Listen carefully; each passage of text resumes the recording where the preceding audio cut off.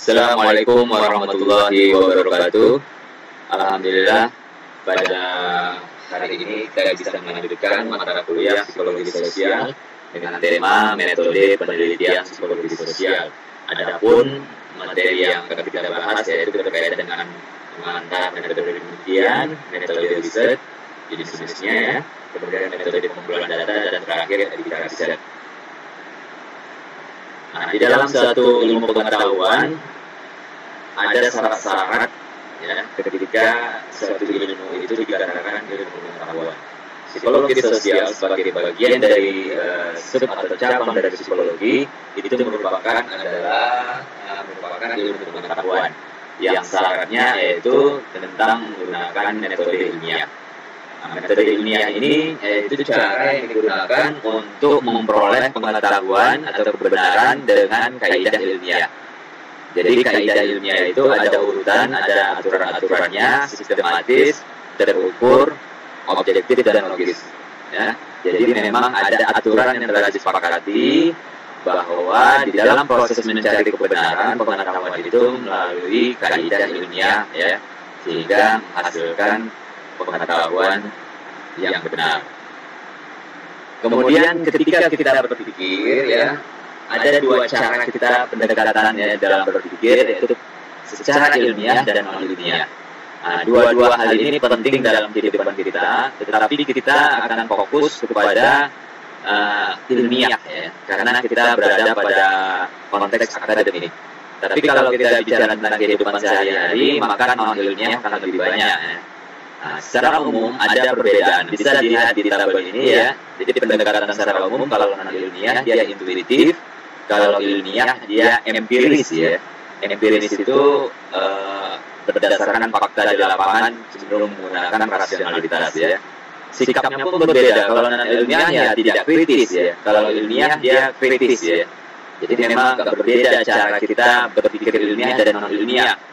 Konsep laporannya pun ya itu akan berbeda sampai dengan pengukuran instrumennya gitu ya, menggunakan instrumen yang valid, yang akurat. Sedangkan ilmiah ya seadanya ya, tidak terlalu memperhatikan kaidah-kaidah ilmiah.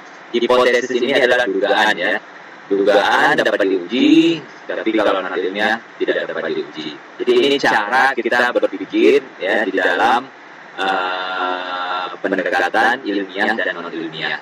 Dua-duanya penting dan kita lakukan di dalam kehidupan sehari-hari. Kemudian secara umum ya, proses scientific method, metode ilmiah itu seperti ini ya. Jadi kita ya observasi itu mengamati yang ada di sekitar kita, fenomena-fenomena yang ada. Kemudian kita mencari referensi teori yang ada gitu ya. Kemudian kita buat prediksi. Kita buat prediksi, hipotesis, kemudian kita uji ya melalui penelitian. Kalau tidak terbukti, kita ke teori lagi ya. Nah, kita buat lagi prediksi lagi, kemudian kita uji lagi. Nah, sederhananya kalau Anda melihat fenomena anak sekarang kecanduan bermain game online, Anda cari referensi penelitian sebelumnya. Kenapa anak-anak itu kecanduan? Anda menemukan banyak faktor. Salah satunya misalkan adalah pengaruh teman sebaya ya.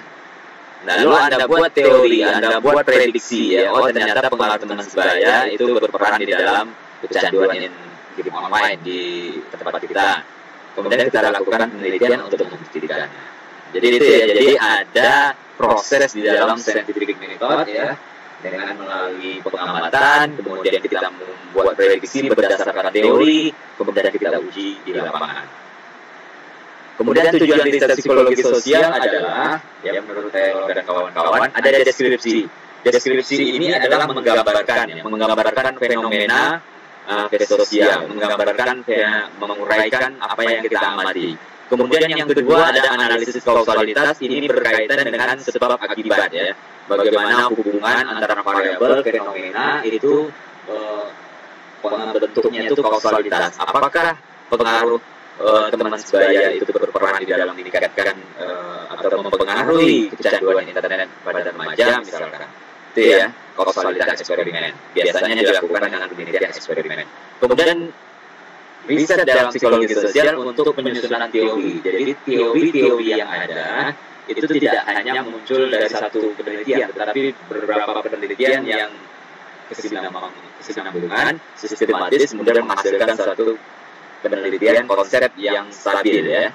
Kemudian yang terakhir, aplikasi ini digunakan untuk menyelesaikan masalah-masalah yang ada di masyarakat, meningkatkan kesejahteraan diri masyarakat. Kemudian kalau kita lihat ya, 3 dimensi di dalam penelitian psikologi sosial ya, atau secara umumnya ada field research, ini penelitian lapangan, kemudian ada laboratory research ya, penelitian di lab, kemudian di yang horizontal ada naturalistik ya, sifat alami, observasi, ada yang eksperimen ya, eksperimen ini ada perlakuan ya, penelitian eksperimen bisa di lab, bisa di lapangan ya. Kemudian ada scientist as partisipan, sebagai partisipan yang terlibat di dalam penelitian, atau hanya scientist as observer, dia hanya mengamati ya. Ini 3 dimensi di dalam penelitian secara umum ya. Nah, kemudian dalam penelitian psikologi sosial secara umum skemanya itu ya, penelitian itu ada 2 ya. Yang pertama kuantitatif dan yang kedua kualitatif ya. Nah, bisa digabung dua-duanya, misalnya mix method ya, kuantitatif dan kualitatif. Nah, ini 2 pendekatan yang banyak digunakan di dalam psikologi sosial, riset psikologi sosial. Apa bedanya? Nah, kita nggak akan bahas secara dalam ya, tapi secara umum saja karena ini mata kuliah tersendiri ya, kualitatif dan kuantitatif. Kualitatif ini ya, dia menggunakan datanya ya, menggunakan word ya, kata, objek, picture gitu ya. Kalau kuantitatif itu menggunakan number atau statistik. Jadi kualitatif ini mengolah informasi yang datanya itu berupa kata, gambar gitu ya. Sedang kuanti ya, identik dengan angka. Maka kuanti ini pengukurannya menggunakan kuesioner, sedangkan kualitatif itu menggunakan interview ya, wawancara gitu ya. Bisa juga observasi. Jadi hasilnya bentuknya narasi ya, kata. Sedangkan kuantitatif bentuknya adalah angka ya. Mana yang lebih dominan di psikologi sosial? Yang lebih dominan adalah yang kuantitatif ya. Karena ini di awal-awal perkembangan psikologi, ya kuantitatif ini pendekatannya lebih dominan dibandingkan kuantitatif.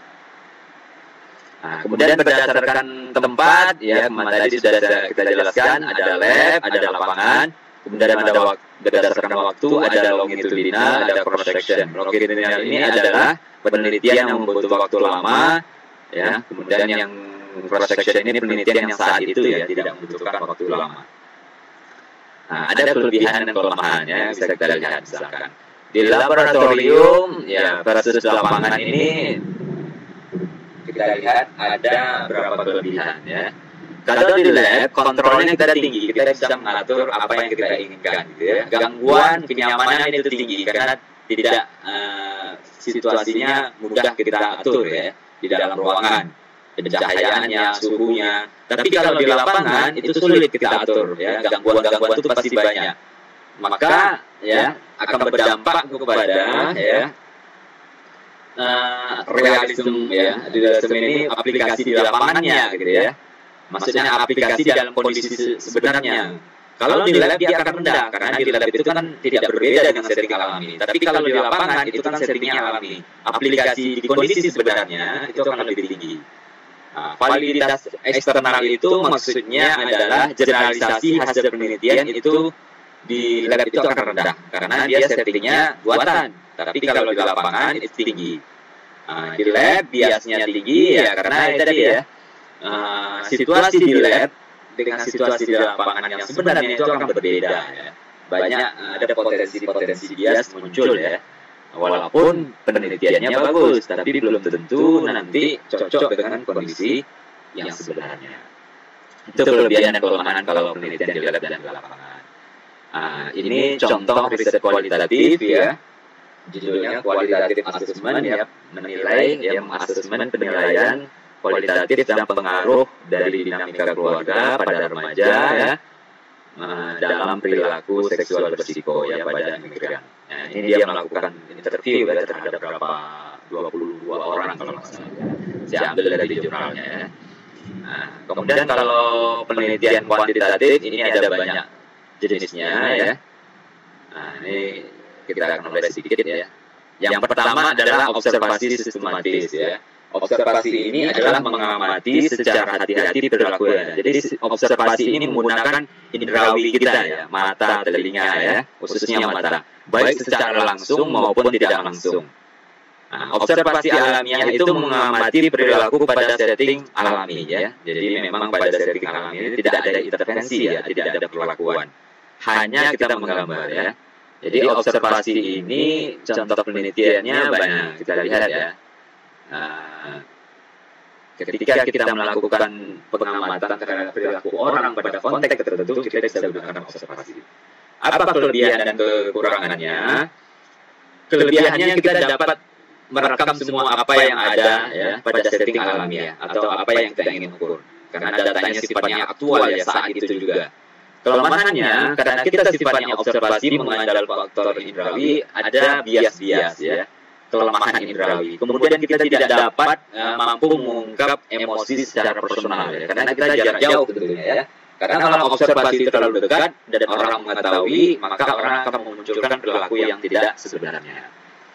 Nah, ini contohnya riset observasi studi Scofield dan Emerson ya tentang kelekatan bayi dengan orang tuanya, atau penelitian agresivitas Bandura bobodol pada anak menggunakan eksperimen, tetapi dalam pengumpulan datanya menggunakan observasi. Kapan kita menggunakan observasi? Ketika subjek penelitian kita tidak bisa memberikan data. Bayi nggak bisa diajak interview, tidak bisa suruh isi kuesioner. Maka kita menggunakan observasi, pengamatan. Demikian juga anak, misalkan anak 9 tahun belum mampu secara baik mengisi kuesioner, kita menggunakan observasi. Nah, pada penelitian agresivitas Bandura ini, dia memberikan anak tontonan tayangan kekerasan. Kemudian setelah tontonan itu tersebut, dia memberikan boneka. Dan apa yang dilakukan anak? Ya, dilakukan observasi pengamatan. Dicatat ya, berapa kali dia memukul, berapa kali dia menendang. Nah, ternyata anak-anak yang habis nonton film kekerasan itu lebih tinggi agresivitasnya dibandingkan yang tidak nonton film kekerasan. Oke ya. Kemudian ada metode survei. Metode survei ini sering ya kalian lihat di TV, di media sosial, khususnya ketika terjadi pemilihan gubernur ya, wali kota, presiden, anggota dewan ya. Metode survei ini ya, partisipan diminta untuk menjawab pertanyaan tentang sikap dan tingkah laku tertentu. Biasanya partisipan hanya diberi beberapa pertanyaan ya, singkat. Menurut Anda kebijakan pemerintah selama pandemi ini baik atau tidak gitu ya? Pilihannya bisa baik, baik sekali, cukup, tidak baik ya, atau setuju, sangat setuju, boleh gitu ya. Jadi penelitian survei ini biasanya melibatkan data yang banyak ya, tapi dengan pertanyaan yang sedikit ya. Itu kelebihannya. Dia dapat memberikan gambaran deskriptif tentang sikap pandangan individu atau masyarakat. Kemudian yang metode korelasional ya atau hubungan, ini yang paling banyak digunakan dalam penelitian psikologi ya, dan juga deskripsinya mahasiswa, tugas akhirnya. Nah, penelitian korelasional ini adalah penelitian yang menghubungkan minimal 2 variabel dalam suatu penelitian ya. Jadi dia hanya melihat ya, korelasional hanya melihat hubungannya. Hubungan antara IQ dengan prestasi belajar. Ada nggak hubungannya? Bukan berarti ada pengaruh ya. Jadi tidak menjelaskan sebab akibat. Kalau ada sebab akibat itu penelitiannya eksperimen. Nah, contohnya di sini ya, penelitian dukungan sosial keluarga dan post traumatic growth pada penyintas stroke. Nah, dia hanya melihat apakah dukungan sosial keluarga itu berhubungan dengan post traumatic growth ya. Nah, kalau kita lihat di sini, dia menggunakan hasil penelitiannya ternyata ya ada hubungan ya, semakin ya. Jadi semakin tinggi ya dukungan sosial ya, nah, maka post traumatic growth-nya juga ya, akan semakin tinggi gitu ya. Jadi hubungannya positif ya, semakin tinggi dukungan sosial, PTG-nya juga semakin tinggi, post traumatiknya semakin tinggi ya. Nah, jadi itu ya, jadi melihat 2 variabelnya apa, dukungan sosial keluarga dan post traumatic growth ya. Ini variabel melihat hubungannya, ini yang paling banyak ya. Kemudian kelebihannya, kita dapat mengetahui sejauh mana hubungan antara variabel ya, dapat mengetahui jumlah variabel yang dalam satu waktu. Kelemahannya, kita tidak mengetahui sebab akibat ya. Belum tentu lingkungan sosial ini menyebabkan tingginya post traumatic growth ya. Bisa jadi faktor lain, karena kita nggak bisa menghandle atau mengontrol variabel-variabel lain. Itu kelemahannya ya. Kemudian yang terakhir yaitu metode eksperimen. Inilah metode penelitian yang kausalitas ya, karena kita memberikan treatment kemudian kita ukur hasilnya. Nah, contohnya misalkan ya, Anda melihat pengaruh metode belajar terhadap prestasi siswa, mana yang lebih baik. Nah, metode belajar ini Anda manipulasi, Anda beri metode belajarnya ada yang ceramah, kemudian ada diskusi. Ya, kelompok A, kelas A ada kasih diskusi, kelas B ada kasih ceramah. Kemudian setelah itu berapa lama Anda ukur prestasi belajar, mana yang lebih tinggi. Oh, ternyata yang lebih tinggi kelas yang metodenya diskusi. Itu ada eksperimen pengaruh kausalitas, dan kita dapat mengatakan ini disebabkan oleh diskusi ya, atau metode belajarnya. Ada treatmentnya atau metode ada manipulasinya. Nah, ini yang lebih tinggi kaus ini ya. Dan kita dapat katakan bahwa ini penelitian ya, sebab akibat. Nah, penelitian eksperimen juga dapat dilakukan di lapangan dan juga dapat dilakukan di lab ya. Jadi tadi sudah kita jelaskan bahwa ada kelebihan, kelemahan ketika kita melakukan penelitian itu di lapangan atau di lab. Kalau di lab ya validitas eksternalnya tinggi ya. Maksudnya validitas kalau di lapangan validitas eksternalnya itu tinggi karena dia berada di setting alami. Sebaliknya kalau di lab validitas eksternalnya rendah. Validitas eksternal itu adalah bagaimana sejauh mana generalisasi hasil penelitian itu ke kondisi aslinya. Ya. Misalkan tadi penelitian eksperimen ya di lab ya, menggunakan tayangan kekerasan kemudian dikasih boneka. Nah, itu kan di lab. Nah, kemudian bagaimana hasil ini diaplikasikan kondisi sebenarnya? Maka akan rendah karena di lab sama di lapangan kan berbeda. Bisa saja dia nonton kekerasan, tetapi di lapangan dia tidak melakukan tindakan kekerasan, agresivitas, karena mungkin di situ ada temannya, ada pengaruh ininya ya. Nah, jadi bisa jadi ini. Tapi validitas internalnya kuat. Internal itu adalah sebab akibat, karena di lab itu kan kita yakin bahwa itulah sumber penyebab dari perilaku agresifnya, tayangan kekerasan tersebut. Ya, sejauh mana metode yang kita terapkan menghasilkan perilaku yang kita inginkan. Oke, ya, ini laboratorium tadi ya. Ada kelebihan, ada kelemahannya. Kemudian ini contoh riset eksperimen ya. Studi eksperimen Solomon Asch tentang konformitas yang tadi agresivitas Bandura tadi ya, Bandura tadi. Yang eksperimen Solomon Asch ini partisipannya diminta menilai ya garis yang sebelah kiri ini mana yang sama dengan pilihan A, B, C. Nah, konformitas ini adalah berkaitan dengan pengaruh sosial ya, bagaimana mayoritas mempengaruhi individu, bagaimana individu berperilaku seperti orang pada umumnya. Jadi pada penelitian ini misalkan ada 10 orang, 2 itu partisipannya, 8 orang itu adalah asistennya misalkan ya, asisten penelitiannya. Nah, 8 orang ini menjawab pertanyaan ini dengan salah. Misalkan mana yang lebih sama garis yang sebelah kiri ini? Dia jawab misalkan pilihannya A ya, jawabannya A misalkan, dia jawab B. Terpengaruh nggak 2 orang ini terhadap jawaban mayoritas? Ternyata ada pengaruhnya ya. Nah, yang awalnya sudah yakin A ternyata berubah atau berubah jadi B gitu ya, karena dia melihat kondisi yang lain. Dan ini sangat lazim ya.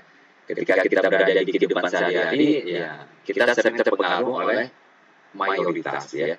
Oh, teman saya punya ini, oh saya juga ingin. Nah, itu namanya konformitas ya.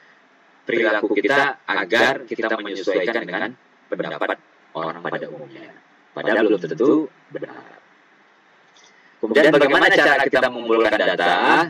Ada pelaporan diri, self-report ya. Kita bisa mengisi angket, kuesioner, isi tes, gitu, itu self-report. Atau ada observasi, kita mengamati subjek secara langsung. Ya, itu kita mengamati. Ya, itu peneliti. Kemudian ada kita menggunakan dokumentasi arsip, diary, ya, atau kumpulan tweet kita di Twitter gitu ya, atau memo-memo kita gitu ya. Kemudian ada internet, kita menggunakan bisa Google Form gitu ya untuk mengisi kuesioner atau menggunakan media internet dalam pengumpulan data. Itu banyak sekarang ya di dalam metode pengumpulan. Atau ada juga menggunakan alat gitu ya. Misalkan deteksi kebohongan menggunakan alat untuk mendeteksi denyut jantung ya, suhu ya, itu menggunakan alat untuk mendeteksi fisiologis kita ya.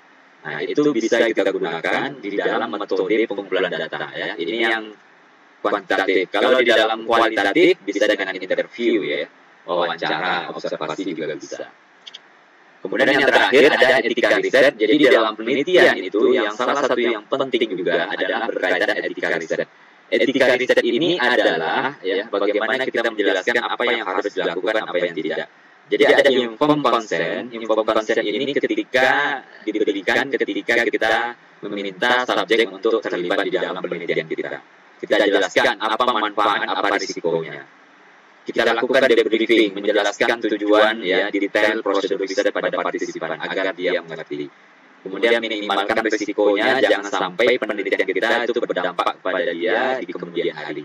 Kalau kita kasih tayangan kekerasan pada anak-anak, nah, jangan-jangan efeknya itu berlanjut ke kehidupan sebenarnya, maka kita kasih pelatihan ya untuk meredam ya, mengurangi dampak efek dari tayangan kekerasan tersebut. Nah, itulah etika riset ya.